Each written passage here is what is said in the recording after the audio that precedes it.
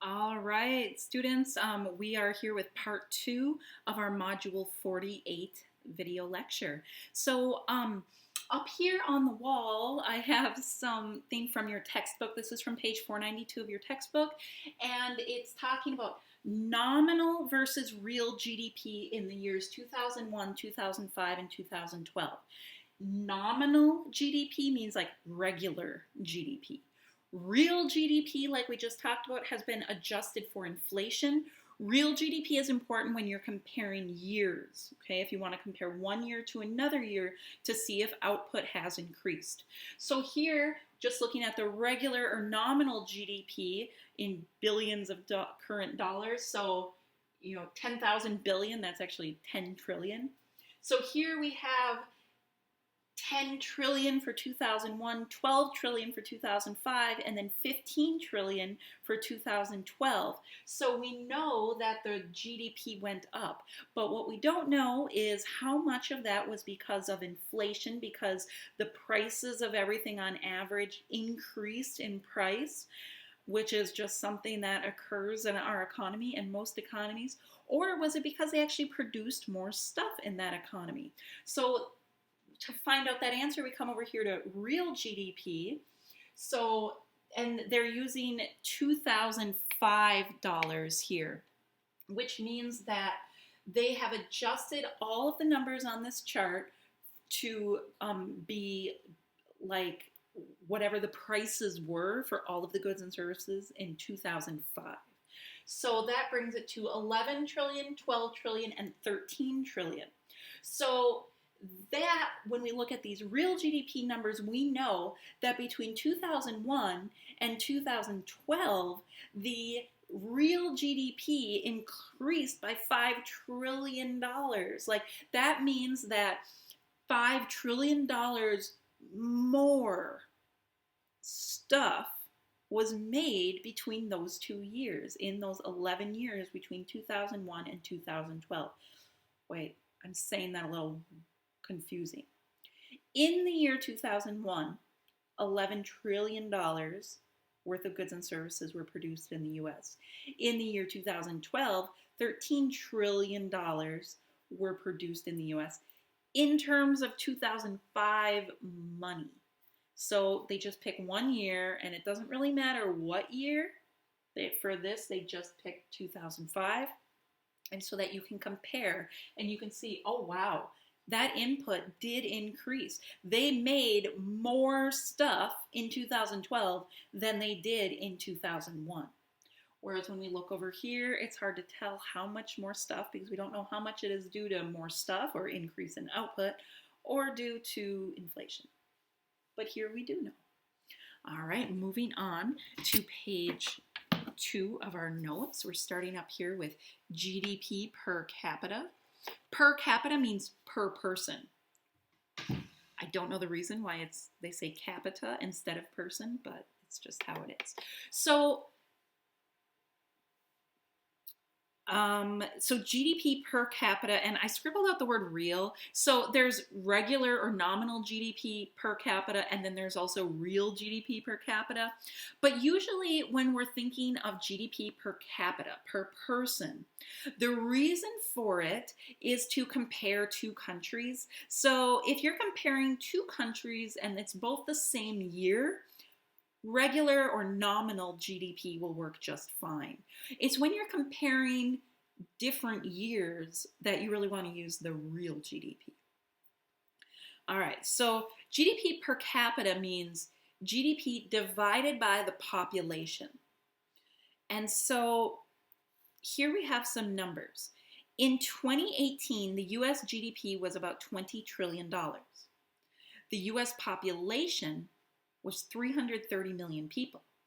So if you take 20 trillion and divide it by 330 million, you'll come out with about 60,000. That means that on average, in 2018, the average person in the United States had income of about $60,000 that year. Okay, well, China has their GDP for 2018 was $14 trillion. Their population was 1.4 billion people. Look at our population, 330 million. Their population, 1.4 billion. So when you take that, the 13 trillion divided by 1,400,000,000, that equals 10,000. So here's where GDP per capita becomes important when you're comparing these two countries. So if you just look at the GDP numbers, you're looking at 20 trillion and 14 trillion. You'd be like, okay, they both have really big economies. Those are some big economies they got there.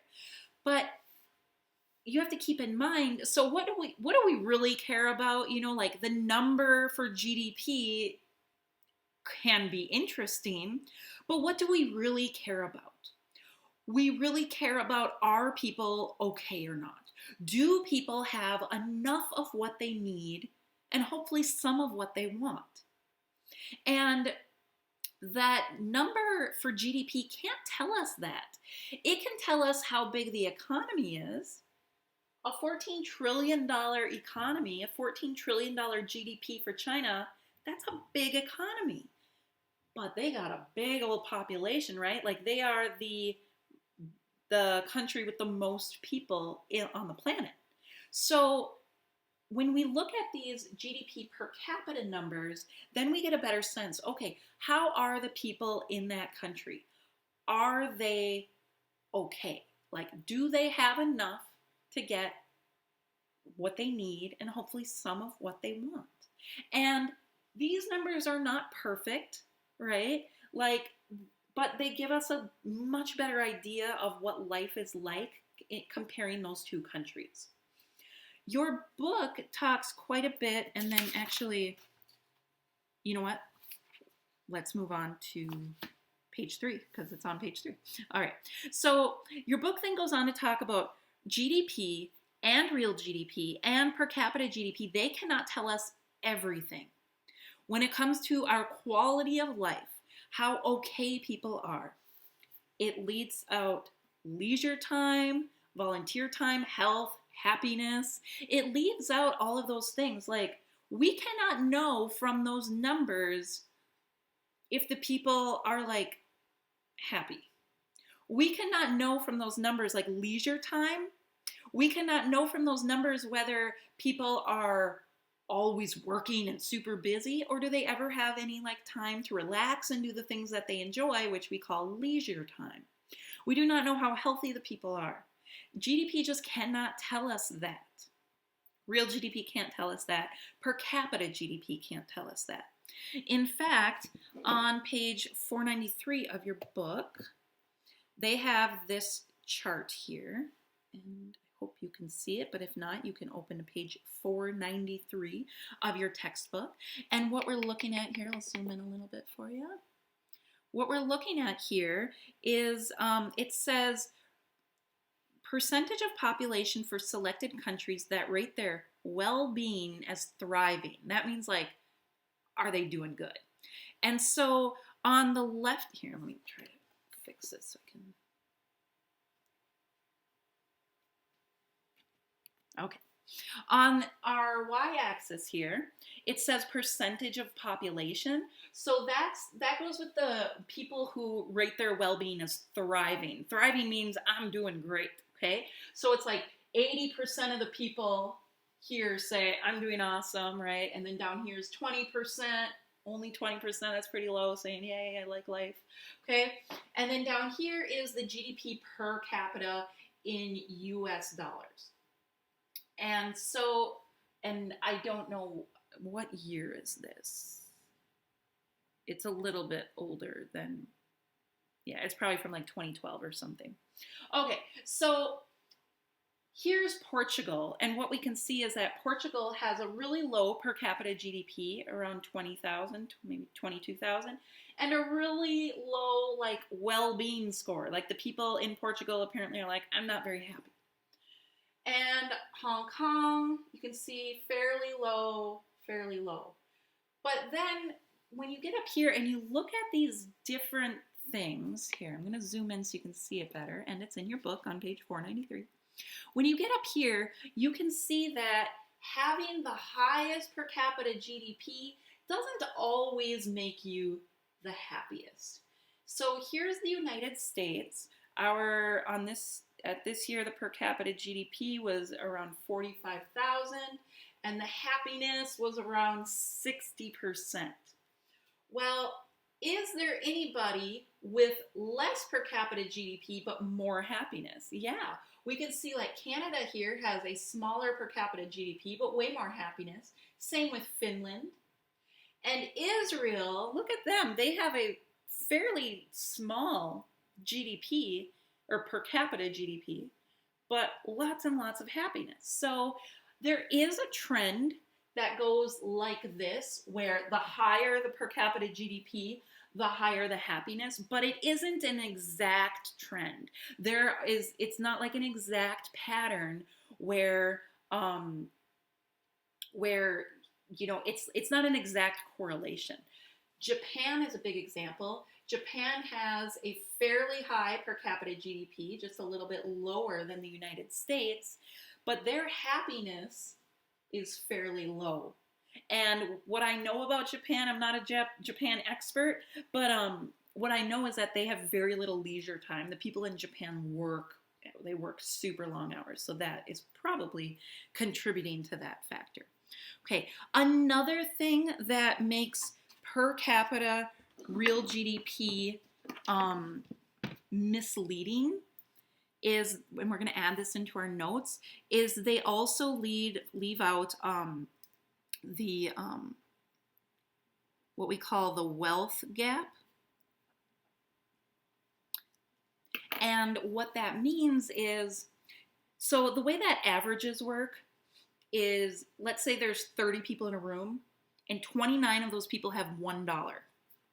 And then one of those people has $1,000.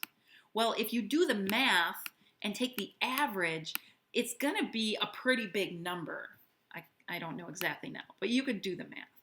You could go 1,029 divided by 30 and figure it out.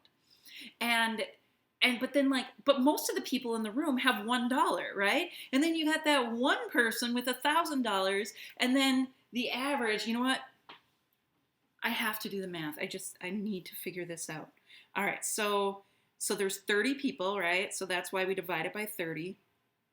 So, and then, you add 29 times. So 1,029 divided by 30 is 34.3. So if there's 30 people in a room and 29 of those 30 people have $1 and another person has $1,000, the per capita of that room is $34. But does the average person have $34? No, most of the people in that room have $1.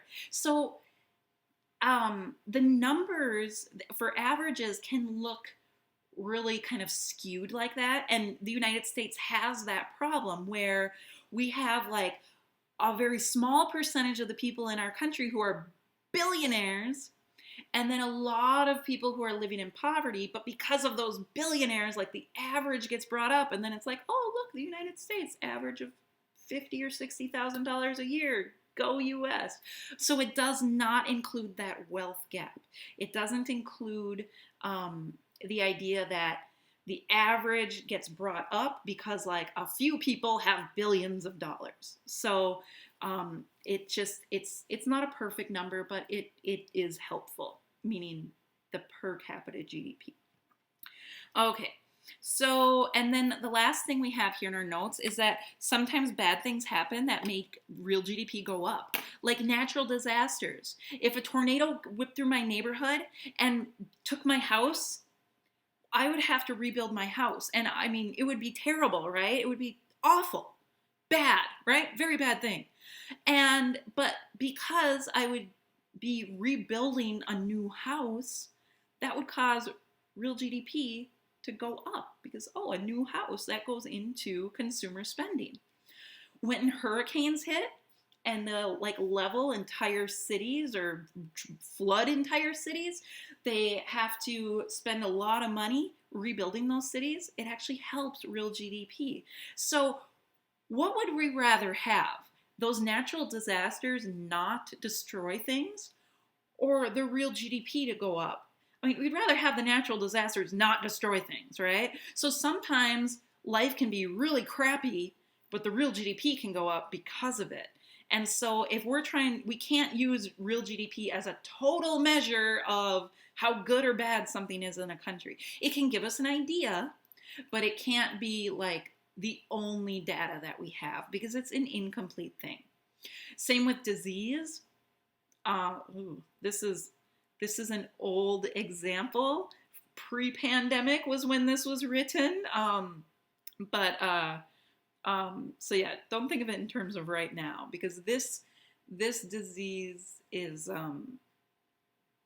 doing all sorts of weird things to our economy. This virus, and some parts of the economy are doing great, and some parts are doing terrible, and it's so yeah. Don't think of it in terms of right now, I guess. And then divorce can make the economy or the real GDP go up, right? Like I got a divorce once and it cost some money and that helped the real GDP go up, but very, very sad for, me. And then crime can sometimes also cause the real GDP to go up, even though, boo, we don't like crime. Okay, that is it for our Module 48 notes. Don't forget to do your summary, and don't forget to come to the Google Meet, and don't forget to email me when you have questions, and don't forget to do your practice problems, and now I have stressed you out. So I will stop. Bye, guys.